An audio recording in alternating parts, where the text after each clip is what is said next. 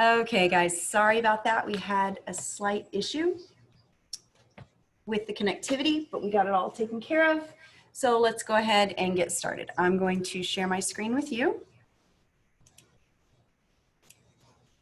I'm going to go ahead and open up my Canvas page.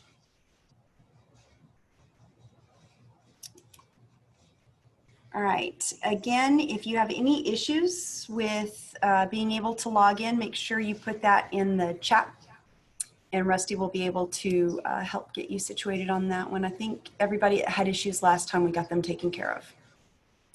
All right, so here is the sandbox that we worked on. We're gonna open up this one.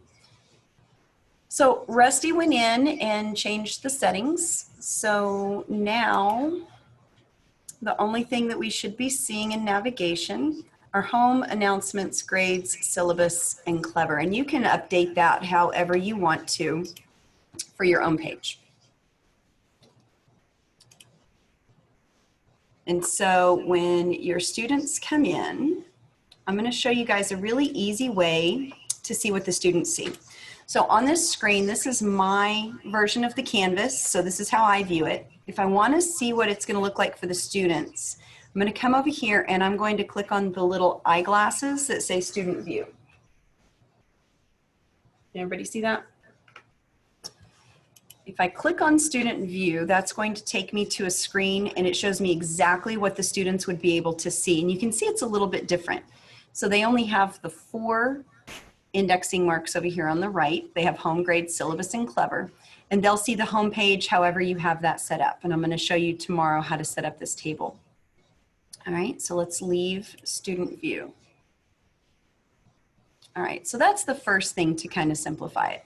Let's go back into settings real quick and we're going to go over some of the other things that we can do. All right, so under settings, the first tab is course details. So this is where you can give your sandbox a nickname. The course code for your student courses is going to be set by IC. It's not going to be something that you can change. And then if you kind of go down here, you can set a start date for your course, but again, that's going to be handled by IC when you get your student files. The one that we are going to look at most is this bottom More Options. Now it's kind of hidden down here. It's really hard to see. And there's actually some really good features here. So if you're doing a club, you would want to check Let Students Self-Enroll.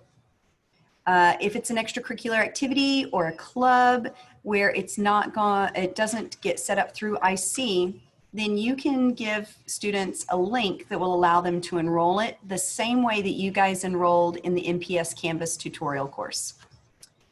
This one I like to use right here. Instead of using the announcement tab, I usually just have the recent announcements show up on the home page. So you can choose the most recent, the 2 top recent announcements, and that way no matter where the student goes, your last few announcements automatically pop up. So that's a really good way to communicate. If you want to use discussions, you can do some of this. Down here, this box right here is super important. So remember yesterday we talked about the grades in IC versus the grades in Canvas. The grades in Canvas are not the reported grades. So we do not want to show students or parents the grade summary from Canvas. We can show them individual grades on individual assignments, but we do not want them to see your student has an A in Canvas, but IC shows that they have a C. So we don't want that disconnect. So we're going to make sure that we have that one. We're also going to hide grade distribution graphs from the students. That kind of gives them an overall of how the class is doing. And this one's up to you. You can disable comments on announcements, or like Remind and GroupMe allow comments. You can go ahead and allow comments on the announcements for your page as well. That might be a good way for you to communicate with teachers. Okay. All right, so those are just a couple of super important options that they decided to hide behind that little tab. All right, the next thing that we're going to do is we're going to really briefly look at sections just so that you can see how these work once you get students. So right now, because this is a sandbox, we don't have any Infinite Campus sections, but I'm going to show you one of my courses from last year. So I'm going to come over here to Dashboard, and you'll notice all of the cards that I have right now are sandbox courses that I've created. Because my courses have already ended, my student courses dropped off of my dashboard. So to get to those, I'm going to go to the courses icon, and I'm going to come down here to all courses. The ones that have a star are the ones that appear on my dashboard. So if I want to kind of clean up my dashboard, I can come in here and get rid of any sandboxes that I'm not using anymore. And if I keep going, I'll find past enrollments. Some of you already have past enrollments in your Canvas, depending upon what you taught last year. So this is what an Infinite Campus generated course looks like. It has the subject, it has the Infinite Campus section number, the teacher's last name, and then the period. So I'm going to come down here. This is my pre-AP geometry from last year. And if I go to settings and sections, you'll see that all 4 of my geometry classes are listed in one card. So there's a video in Andre's tutorials for the course that you enrolled in originally, and it shows you how to link all of these into one card. So if you teach 3 sections of 5th grade science, you will have one card that controls all 3 sections of 5th grade science. Still keeps the courses separate in the grade book, but it allows you only to have to worry about one individual item. Okay, so that's going to be something that's really going to help you out later. Okay, we did have a question about the color over the top. Okay, so in the course details, some of you have an option where you have a GIF or an image in the course card, but then it kind of has like an overlay color on it, okay? And that is, once again, it's kind of hidden down in here. Gosh, let me see if I can find that again. I'll have to find that and put that in the comments. It's really hidden, and it's an overlay color that you can add to them. So I'll make sure I find that one out. Rusty might be able to put that in the comment section. They put it on the dashboard now. Oh, they moved it. Okay. Yeah. Fantastic. There we go. So on the dashboard, you've got these 3 dots, and there's the color overlay.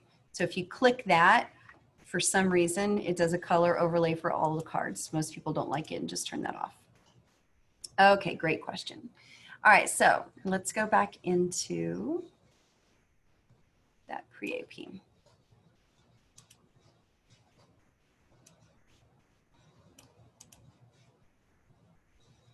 So the sections portions of the setting is where you can combine multiple courses.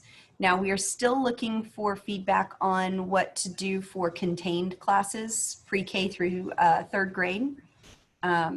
We are under the impression right now that you'll be able to link everything for one class. So you will have one card for your homeroom class. And then within that, you'll have sections for reading, ELA, math, and science. We just have to make sure that that communicates over with IC. So you should be able to do the same thing for those lower grades. Navigation we've already gone over. The next one we're going to look at is apps. Now this is a long list of what they call LTI tools that work within Canvas. So if there's an app that you use external to Canvas, you might check and see if it can link through here, and it allows you to embed and use some of those apps really seamlessly. So one of the ones that we're going to use most often is going to be YouTube. Okay, so we're going to search for YouTube. And this is going to enable us to embed YouTube videos within all of our Canvas assignments, quizzes, home pages, everything. Now, the really nice part about this is we all are a little bit hesitant sometimes to link to videos to external websites because they have ads and pop-ups and things on the side that we don't necessarily want the kids to see. We also, especially for K through 6, we never want to give the child an opportunity to leave Canvas and be on the web. So as much as we can embed inside the Canvas and keep the kids contained within Canvas, we're going to be better off for it. So we're going to add this YouTube app. Okay, you can change the name. I think I already have this one installed. There's a couple of others. Office 365 has an external link. I don't use that much because the sharing sometimes with the observers and the students gets a little weary. I like to upload files into Canvas and use those directly. Another one here is the redirect tool. Okay, so if you just filter by name and go to redirect tool, this is going to allow you to do a link to any other external application, like Clever, if you wanted to link it to a Clever, or if you had a vocabulary page that you wanted to link to, you could use this redirect app. And so when you add this app, you're simply going to be able to put in a link to any other URL. So you could name it. So we use GeoGebra. So I would just add the link to GeoGebra, and now I have a redirect tool, and it shows up on the left of your navigation bar, just like anything else. So it's another way to simply add a quick link. There's 1,000 apps that you can add. A lot of them require you to have subscriptions. So some of these are paid, so don't get too excited if you see something on here. Sometimes you still have to pay for a subscription. But there are some in here that could be very useful in your course. So as you get comfortable and you want to expand later, I would kind of go through those apps and see what's there. For now, we're just going to stick with YouTube. Okay. And now feature options. Actually, this is pretty cool. So as Canvas rolls out new app features, they put them in here as an optional. So for instance, if they change how they do quizzes or they change how they do the rich content editor, they don't force everybody to make that change all at one time. They put those new features in this options bar so that you can turn them on when you're ready to use them. Now, some of the ones that we've been using is this final grade override. So if you change something in IC, but you want Canvas to override, you can use that. Let's see, allowing the gradebook to list by students by sortable name. So if you have a kid who goes by a nickname and it keeps sorting to the old one, you can use that. The one that I like are right here grouped together. New quizzes, we actually just turned that on this week, and rich content editor enhancements. Okay, so the new quizzes is currently on, and we're going to turn on rich content editor enhancements. You don't have to. I prefer it. It's all the same material, just a little bit easier to use. Okay, and there's some other stuff down here.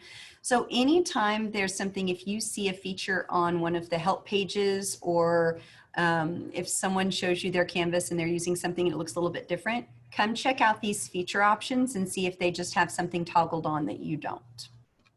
All right, excellent. Okay, so we are going to go ahead and we are going to create a quick assignment. You guys ready for your first assignment?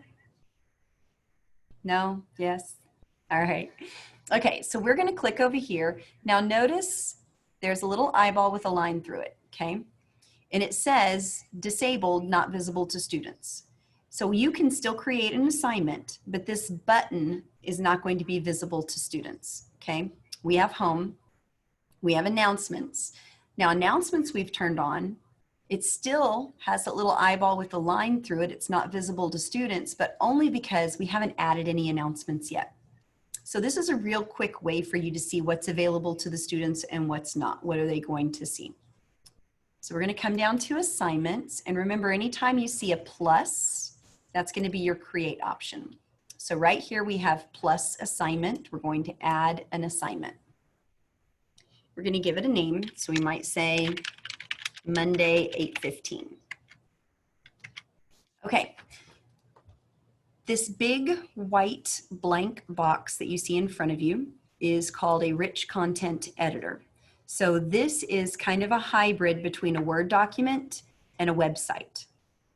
Instead of having to type in HTML code to create your website, the rich content editor is a graphical user interface. So all of these buttons are very easy to identify and very easy to use. And it's a good way for you to kind of build your content without having to be a coder or a web designer. Now, you can make this super simple. You can make your assignment, read the following story,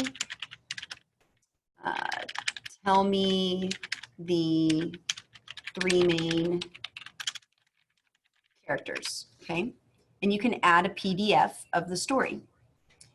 So to add different content in here, you can come over here to links, and you can add an external link. So let's say that you have a story that exists on a website like PBS or OETA has a lot of good content now. You can add an external link.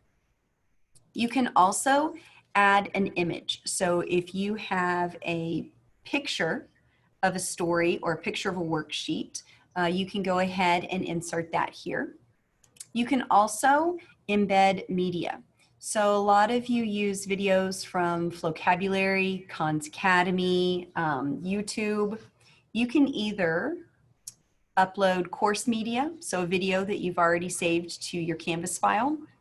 You can upload user media, so this is stuff that you've created, or you can actually embed actual videos. So let's come out here and let's see if we can look for story time. We'll find a video. So here's a bunch of YouTube stuff. Let's see if we can find something that's from Vimeo instead of YouTube. So Vimeo is just a free story time. So here's one here. Here is Nickelodeon Presents Storytime Live. So maybe we want to have the students watch this story and then do a small assignment about it, okay? We are going to look for an embed code. Remember I told you that as many opportunities as we have to keep them from leaving Canvas. So you're going to find on your website a button called Share, and under Share you're going to see Embed. This is the HTML code that will actually take that video and embed it inside of your assignment or quiz or page, any part of Canvas. So you don't have to type any of this. You're simply going to copy it, and then in your assignment, we're over here at record or upload media. We're going to upload it, and we're going to choose embed. And we're just going to copy that code directly that we got from the website. And now that video is contained within our assignment. So again, you're creating digital delivery, but you do not have to create digital content. A lot of the digital content has already been created. So if you're going to read a story to the class, do a quick search and see if you can find a video of a famous actor or actress who has already recorded themselves reading that video. So that's always an option for you as well. And then the kids can play it directly from here without having to leave the website. So now, because it's an assignment, you need something back. You need some feedback from the students that you can assess. So we're going to come down here. We're going to tell it how many points. So if you use a 100-point scale in Infinite Campus, you would use 100 points. If you do 5 points or 10 points for completion, this is the number that is going to, okay, I did have a raising hand. So can Wonders stories be embedded from our textbooks? Yes, but not this way. Wonders is accessed through Clever. So you would have the students go through Clever to access that activity. So your assignment for that could be open Clever, and you can put in a link to the Clever website if you would like, and have them go ahead and add that assignment into your Clever. My alarm alarm is going off. Somebody's in the lecture center. Okay. All right, fantastic. Okay, so we're going to continue on. So now we're going to look at the submission type. So this is where the students are able to give you feedback. And we could have, it defaults to no submission. We are going to make it online submission. This makes our materials returnable. So we can allow either a text entry, so they can type their answer in a text field. We can have them link a website URL. You guys are not going to use that in the elementary level. We're going to do media recordings or file uploads. So these are the three that should be checked for pretty much any assignment that you're wanting feedback on.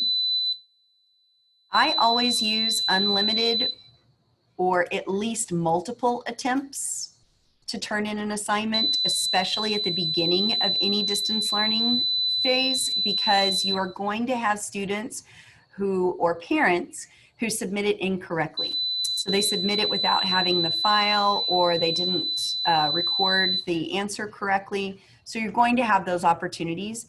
And instead of you having to go in and delete a submission or allow it for a 1 or 2 time event, just go ahead and give them multiple attempts.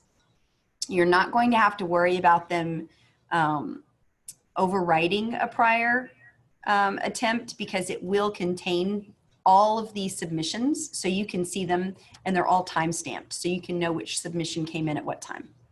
Okay, not going to worry about plagiarism in 5th or 6th grade. If you want to, we do have access to the Turnitin app, so we can give you more information on that if you're looking into 6th grade writing activities. And then we're going to come down here to the assign to. So this allows it to be synced. It allows the grades to go to Infinite Campus. And here it says assign to everyone. This is where, depending upon what type of activities you're doing, you can do some differentiation here. So instead of everyone, you can assign it to just one class. You could assign it to a group of students. So let's say you have an RTI group for math. You have a low level, a below, an on level, and an above level group. You can make different assignments to each of those different sections. So you would set up your groups of students, and then you can assign it just to those groups.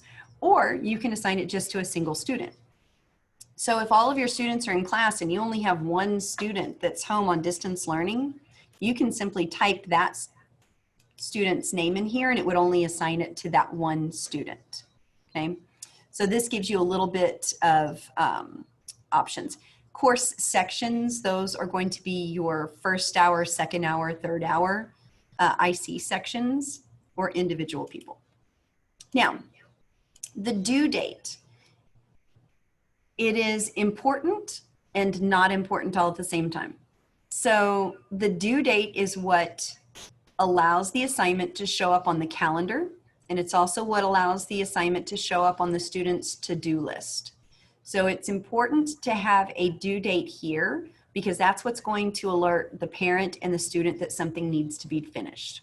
Now, that due date will also allow Canvas to let you know if an assignment was turned in on time or late. So if you put in a due date of, let's say, August 21st, it defaults to August 21st at midnight. You can change that if you want, but standard assignments are due at midnight. And anything posted on the 22nd or later is still going to be accepted, and it's going to record it as late. It's not going to deduct any points automatically. It just flags you that that assignment was turned in late, so you can keep track of that. What is going to be a hard stop is this until date. So let's say that you have a student that is absent from the 21st to the 25th. You don't want to only have this available until the 22nd, because if they come in on August 23rd or August 24th, they're not even going to be able to see this assignment anymore.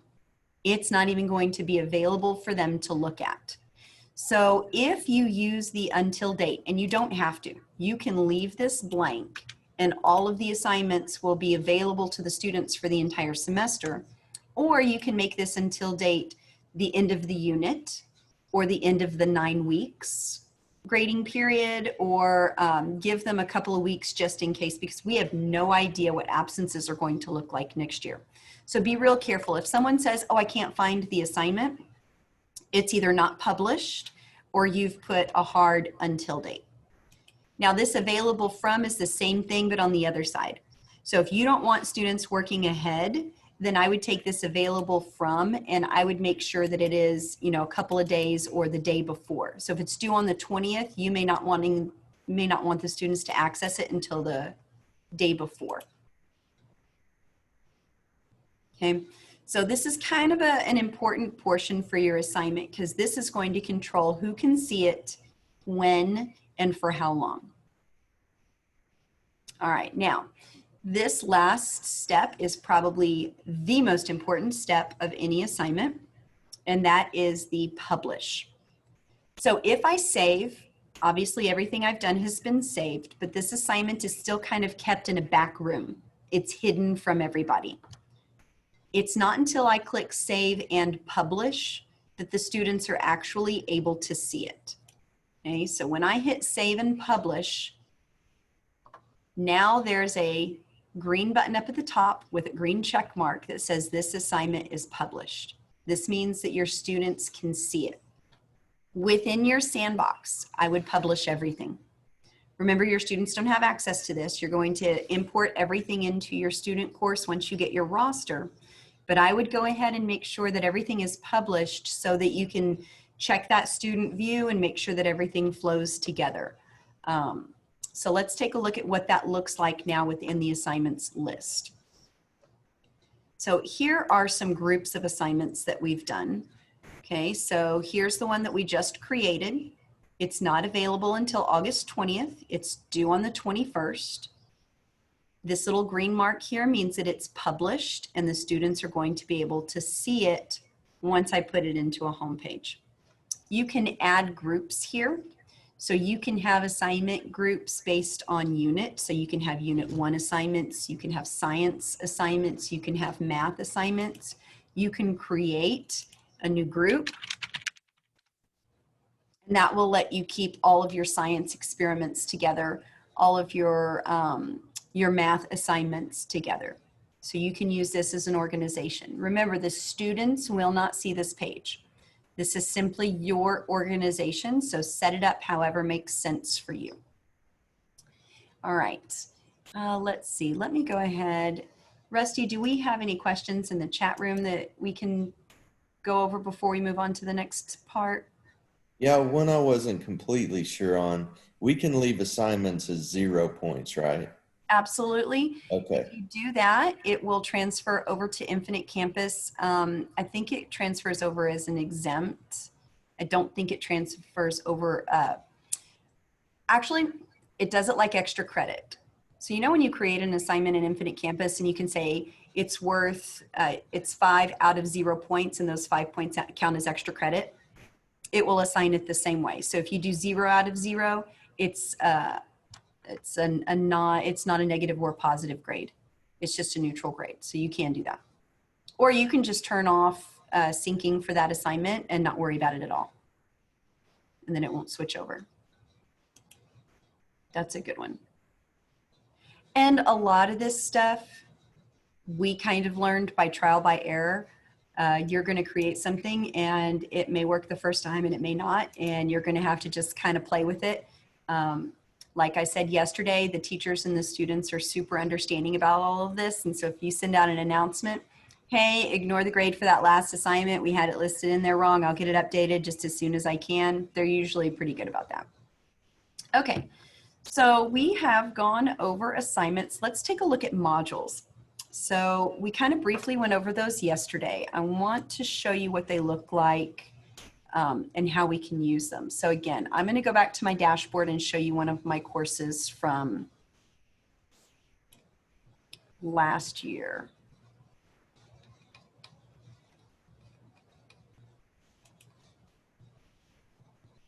So again, modules is like your digital lesson plan. This is where you're going to keep everything organized. So this is what my students saw in pre-AP geometry last year. So this was the distance learning homepage.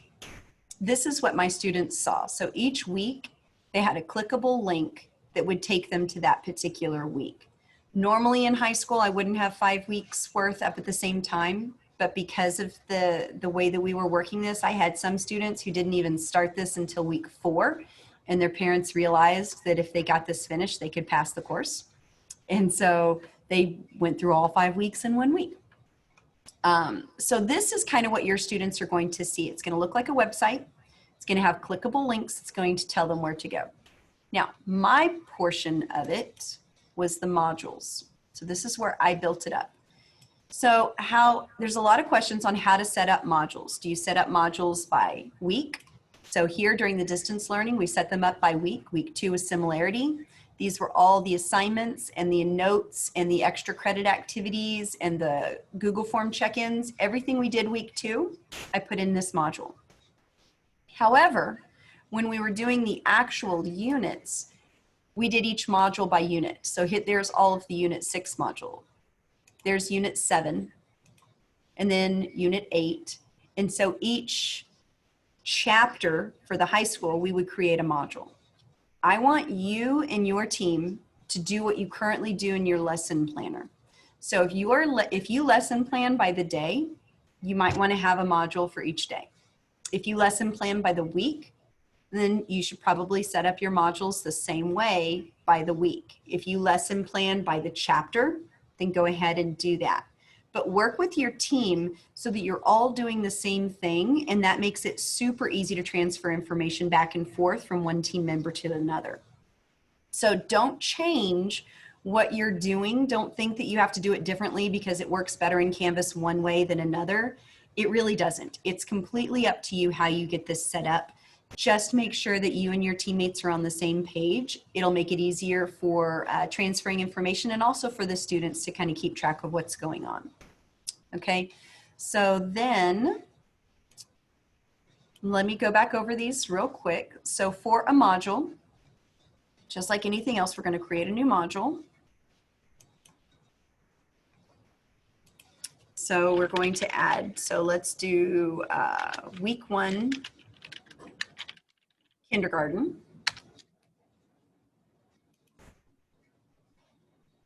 And then we're going to add some stuff to this. So day 1, I get started planning kindergarten. Week 1, I open up my lesson plan. I said, okay, what am I going to do this week? Well, I'm going to have first day of school.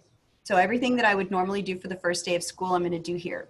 So I might have a Word document or a PDF with the Meet the Teacher. So I'm going to add to this module a file. It's a new file. And I'm going to go ahead. Let's see, which files do I have here? I would have the file located in here. It would be like meettheteacher.pdf. Okay, and I would go ahead and add that item, and it adds that file to this module. Then let's say I'm going to go in and I'm going to do a quick video. So I'm going to come in here and I'm going to add a page, and that page is going to contain a video that I want the students to watch. So I'm going to add a page, and that one's going to be a welcome video. Now notice, I don't have to create the page right now. I'm just filling in my lesson plan, just like you would write everything out that first week. Then let's say, okay, I want the students to give me some information about themselves. So maybe I'm going to add an assignment. And I'm going to call that assignment Getting to Know You. You all have some type of getting to know you activity that you do on the first day, and I'm going to add that. So you can see how we're just building the shell of our lesson plan at this point.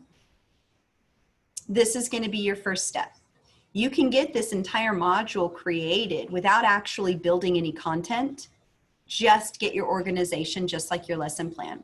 And then you can go back in and start adding assignments, adding quizzes, adding home pages. All right. So does everybody understand how that works? Any questions on that one? Okay. Now, some of you have heard that your district curriculum coordinators are working with some of the teachers in the district who are really comfortable with curriculum to build the first few weeks of the Canvas courses. I want to caution you a little bit on relying on those courses too heavily. The courses are going to be using the online textbook and the resources, the curriculum resources that the district has purchased. And it's designed for teachers who, you know, we've all had that new teacher that got hired on August 13th, and she learns what grade level she's doing at back to school night, and they're just completely overwhelmed. So it's really designed for those teachers who come in without having anything prepared. We hire teachers all the way through the summer, and then sometimes as soon as enrollment numbers come in, maybe first week of school, we have to hire an additional first grade teacher because the numbers are higher. So that's kind of what those are designed for. You guys already have your curriculum. You already know what you're going to be teaching next year. You've either taught it before, or hopefully they've set you up with someone, not necessarily, we don't do mentor teaching, but another teacher who teaches that same thing that has shared curriculum. So you don't walk into this empty-handed. So you have the ability to create your own Canvas and set it up the way you want teaching your curriculum, okay? Again, don't make this a one-man show. Work with your team. When I was teaching, I was the only sixth grade math teacher at the elementary school. However, we had 23 other sixth grade math teachers throughout the district. So your team may not be in the same building, but go find people who are on the same level, who teach the same curriculum. Your curriculum coordinators are really good at being able to match people up. So just say, hey, I'm really good at web design. I don't have any curriculum because I taught third grade last year, and this year I'm teaching second grade. So can you pair me up with somebody else that maybe has the curriculum, and I can help them out with the content. So, you know, build your team, build your network that way. All right. So go ahead and just be really careful. Don't sit back and wait for that. Also, don't go too overboard. One of the best resources that we have found is a Facebook page called Canvas for Elementary. And so if you're on Facebook, you can just search for the group Canvas for Elementary, and it is elementary school teachers from the entire United States who are in your exact boat. In fact, I was on there this morning and there was a post. A teacher in a rural district was notified last night that her district was purchasing Canvas and she was going to have to do all of her content on Canvas for next year. So no training, no resources. They just said, hey, we just bought Canvas, go figure out how to use it. So it has a lot of people in your exact same situation that will share resources and build resources together. And there are a lot of ed tech professionals and Canvas professionals who are on there answering all of your questions. There are no stupid questions on this Facebook page. They answer things like, how do I log in? How do I change color on a border? How do I get rid of lines? So all of the questions that you may have probably already been answered. And there are a lot of great tutorial videos on there as well. But I do want to caution you that I have a bulletin board analogy that I use, and it transfers to Canvas very well. So when I was teaching in elementary school, I am an engineer by trade. So I am not the Pinteresty, artsy craftsy kind of mom, nor am I the Pinteresty, arts and craftsy kind of teacher. So I actually got a parent to come and do my bulletin boards before the first day of school. And she did a great bulletin board. It had my name and pretty colors and everything. And that bulletin board stayed exactly the same for 3 years. I would take the new safety plan and staple it over the old safety plan. And I would take the new fire drill procedures and staple it over the old ones. And that was my bulletin board. And I was totally okay with it. Down the hall, there was a fourth grade teacher who had the cabinet with the laminated monthly seasonal bulletin board borders and papers. And she did pictures of all the students with their names, and everything changed every month. And then every time we had a holiday, she would decorate her door. And she loved that bulletin board. And it was so fancy, and it was so cute, and it was so adorable, but it didn't change how she taught. And I want you to remember that for your Canvas. You're going to see people who have these Bitmoji, Google Slide, animated GIF, home pages with clip art that they purchased off of Teacher Pay Teacher, and it's not going to change the content. So don't feel like you have to live up to the bulletin board person down the hall who goes completely overboard. Everybody is going to be going at their own pace. So whatever you feel comfortable with, if you are this is my one bulletin board and it has my name and I'm really happy because I have a long name and I cut out all of those letters and it's staying up there, then be that. Don't think that you have to live up to all of these other standards. So don't get overwhelmed. I like my acronym KISS. Keep it simple, stupid.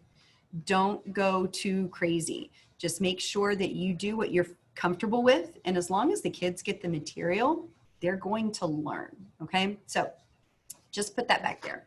I'm going to take a couple of seconds. We've got a little bit more time. I know we got a late start. We're about 10 minutes late.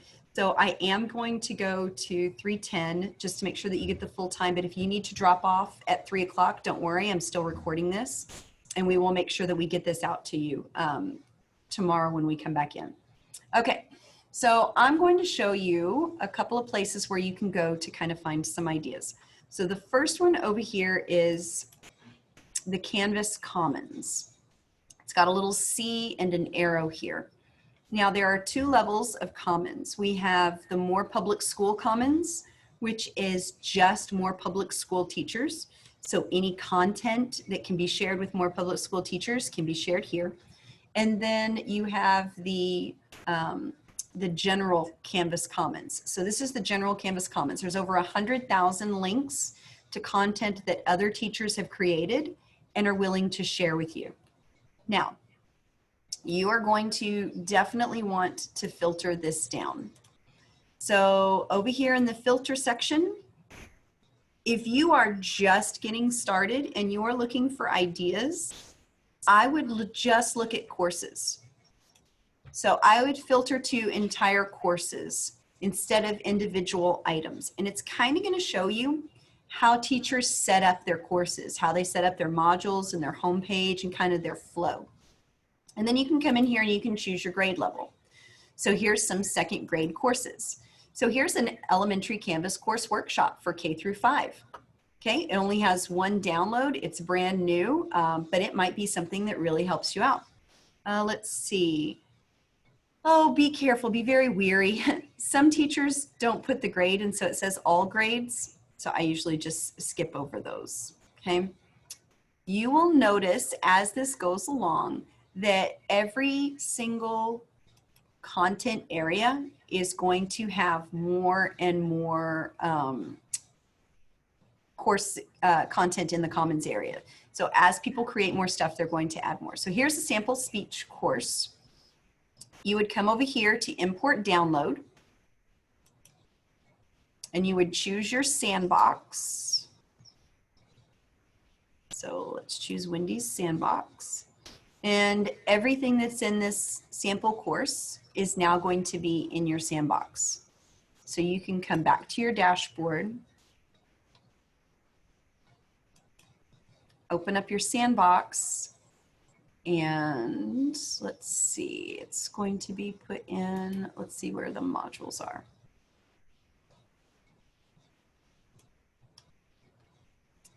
So here are the modules that got added into our course. So we can take a look at a quiz that another teacher has written. They've done, this is a page for summary. Here's a quiz, here's an introduction. So you can see other teachers' content pretty easily and kind of get an idea of how they have things set up, okay? This one is still just a shell. You can also, from the Commons, from the filter, and you can just choose more public schools. So down here at the bottom, you would choose more public schools.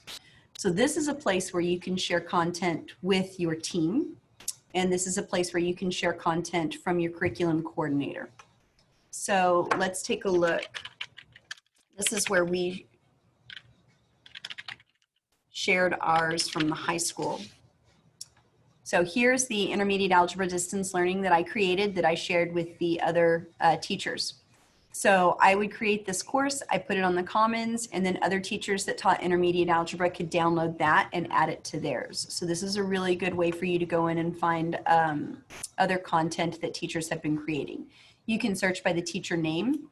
You can search by the name of the module if the teacher wants to share that with you. Or again, you can use the same filter and you can go in and choose a grade level and filter it out by that. So Canvas Commons is a really good place for you to also kind of get ideas of how other teachers have created their courses. Okay. All right. So it is 2:56. I am going to go ahead and go through some of the comments and see if there's anything. It looks like Rusty's been really good at keeping those comments. Rusty, is there anything in there that you think everybody needs to hear in case they didn't go back and check those as they were going through? We had some really good questions about like novels, if they purchase the novels but they don't have a digital copy. Okay.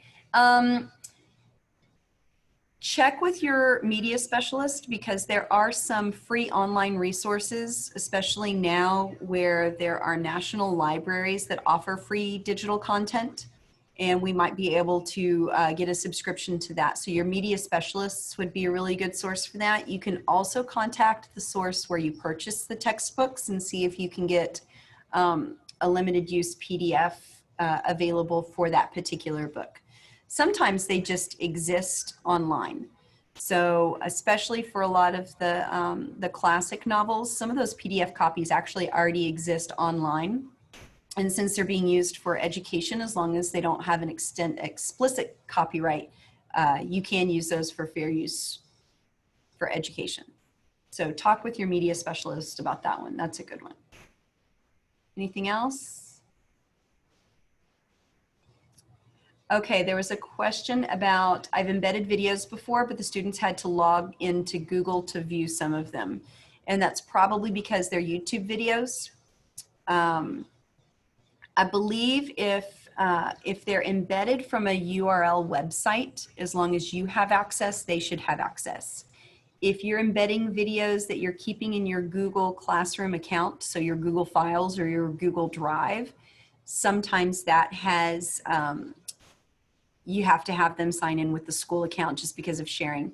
So I would probably suggest for that one, downloading the video and then saving that MP4 file into your Canvas. So let me show you how you would do that. So one of those buttons on the left that we didn't want the students to see were the files. And so yesterday we kind of talked about building this up as a file explorer. You can add folders. So you can have your videos folder. And then if you have a video that you've recorded or that is on a website, you can download that video a lot of times and then just upload it directly into here. So you have no sharing issues at that point because it's the actual file and not an external link. So that might be an option as well. Let's see. We answered that one. Yes, Andrea, we have definitely experienced lots of disruptions. Okay, let me go ahead and give you guys the link to yesterday's Zoom because that one has loaded now. And if you want to go back and look at yesterday's link, you can go ahead and do that. And then the same thing tomorrow, I will give you today's link. All right. Are there any other questions while we're going through this, Rusty? Looks like one was, we have time to show how to make a card with various course sections. I can walk you through that.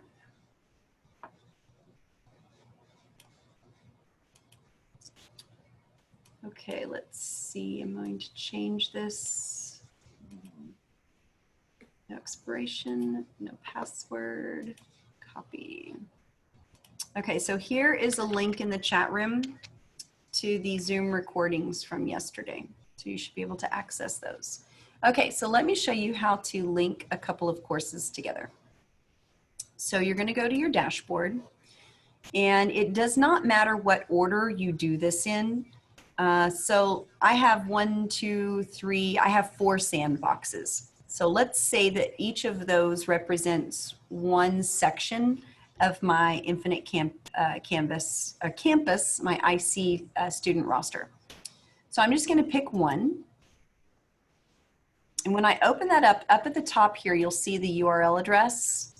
These last 5 or 6 numbers at the end of the URL is the course code. So I'm just going to copy this course code, and it's how Canvas identifies this class from others. So I'm going to right click on that, and I'm going to copy it. And now I'm going to pick another sandbox that I want to join that to. So I'm going to come down here and click on my second sandbox. And you can see it has a different code up here. All right. So I'm going to come down to settings. I'm going to go to sections. And if you lose this, Andre has a video in the training module. And we're going to click on this section. Okay. So right now, this course only has a test student and myself. So I'm going to come over here to the right. It might be at the bottom of your screen, depending upon your monitor. And where it says cross list this section, I'm going to click that, and I'm going to put that first ID in here. Okay. So this course is 29702. I'm cross-listing it with course 21808.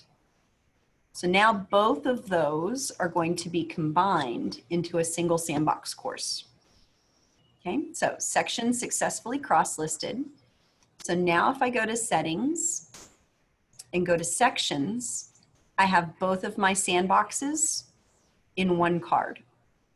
So if I go to my pages, all of the pages from the first sandbox and all of the pages from the second sandbox are combined into one list. So this is the way that you could combine multiple courses into a single course. So now any assignment that I create is going to be assigned to the students from both of those course cards. And you would repeat that with the first number. So that 21808, that's going to be the number that I copy into each subsequent course. Okay, so I would just keep copying that same one. So then let's see, I go to my dashboard and I pick my third sandbox. I go to settings, sections, and I'm going to cross-list this section. And I'm going to use that same course code I did for the other one, that 21808. Now, all 3 of these are together. So if I go to settings again and look at sections, now I have all 3 that have been combined into one. Now, if I look back on my dashboard, I only have the one card. The other 2 cards don't exist anymore. They're all contained in that one sandbox now. So for yours, remember when I opened the pre-AP geometry one, there was only one card, but it had 4 sections within that one card because they were all combined together. So on my dashboard, it only showed up as one geometry card. Great question. And then Alyssa wanted to know, will you go back and show how to insert the media story in the assignment? Sure. All right. When we do pages tomorrow and we get a little bit further into the rich content editor, we'll go through that in a little bit more detail. So let's go back into that assignment, and we called it Monday 8:15. Okay, so I'm going to edit this. So there's a couple of ways that we can do it. The first way, let me make sure, yep, there's my YouTube. Okay, wanted to make sure that YouTube got loaded on this one. So the first way is we can record or upload media. If I've already uploaded the MP4 file, it'll be here under course media. If I haven't already uploaded it, I can either upload it from my computer. So if I had an MP4 file on my computer, I would upload it here, just like File Explorer. There's an MP4 file.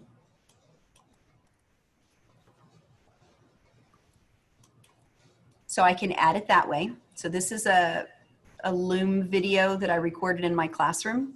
So you can add that. You can also actually record yourself. So if you wanted to open this up from the Canvas Teacher app on your phone, you can actually record this directly from your phone or your computer. So you would start recording. In today's lesson, we're going to be counting to 20, and then you would demonstrate that. And then that will record that video directly in. 3 times. I don't know what's going on with that. Apparently I have too many cameras active right now. And then you can also do the embed. And that is where you get the embed code from the website, wherever you are transferring information from. So for this one, I was at a Vimeo website. If it's vocabulary, you may be able to embed the actual vocabulary video into yours. And then the easiest one, and the one that's probably going to be the most functional, is using the YouTube app that we installed. So I would come over here to apps. These are all any of the LTI apps that you've created. Here's the YouTube that we installed previously, and you can just search. So search for Bill Nye. And so here are all of Bill Nye's videos. So you would pick the Bill Nye that you would want. You would embed that in.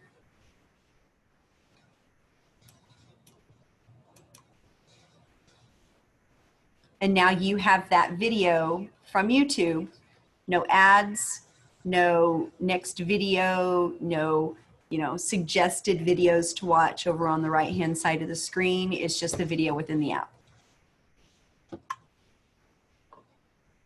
All right, I hope that's what you were asking. Okay, someone asked if you have an actual video on DVD. Okay, you can't. And that is because the FCC has decided that they've coded all of the MP4 files on a DVD so that you can't download them because of the file sharing issues that happened in the early 2000s. So that is not something. However, if you buy a new DVD, especially for Blu-rays, be very cognizant, look inside that packaging, and sometimes they have a link to download the actual content. Sometimes when you purchase it, you get the digital and the DVD copy. So if you have one of those cards, then that can be embedded. But that kind of depends on the media for that. Okay, all right, it is 3:08. I think we've gotten everything.